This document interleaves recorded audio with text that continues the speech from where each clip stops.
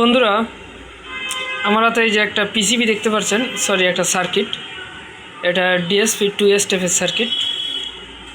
তো আমি এই বোর্ডটা নিজে হাতে গাচ্ছি আর কি, ব্লাং পিসিবি এনে। তো যারা এই যে ঠিক এই সেম মডেলের যে বোর্ড দেখতে পাচ্ছেন, এই যে নীল কালার, সরি ব্লু কালার, আর পিছনের এই যে প্রিন্ট দেখায়, এটা সিঙ্গেল লেয়ার। তো এইটা দেখে এটা হচ্ছে চায়না। তো চায়নার ভিতর কিন্তু কোয়ালিটিফুল থাকে। তো এই ধরনের যারা বোর্ড, যদি আপনারা যারা মানে ব্লাং পিসিবি এনে যারা হাতে গাঁথেন, মানে তাদেরকে উদ্দেশ্য করে বলছি যে এই ধরনের বোর্ড আপনারা কেউ নেবেন না।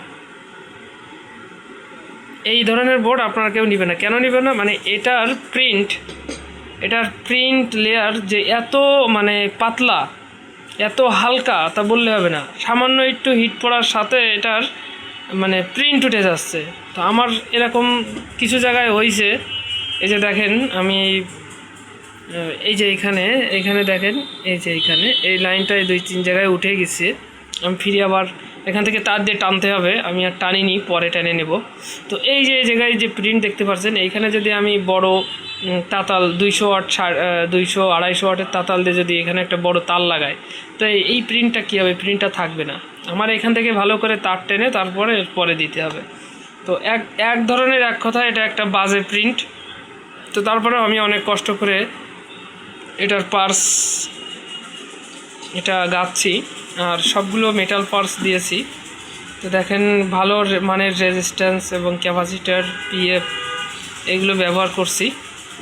তো আগামীতে সব ধরনের ভালো সবথেকে ভালো কোয়ালিটির পিসিবি আনবো এবং পিসিবি এখানে গাঁথবো আমি, আর শুধু পিসিবিও বিক্রি করব। তো ভিডিওটা ভালো লাগলে অবশ্যই আপনারা আপনাদের মতামত কমেন্টে জানাবেন, শেয়ার করবেন।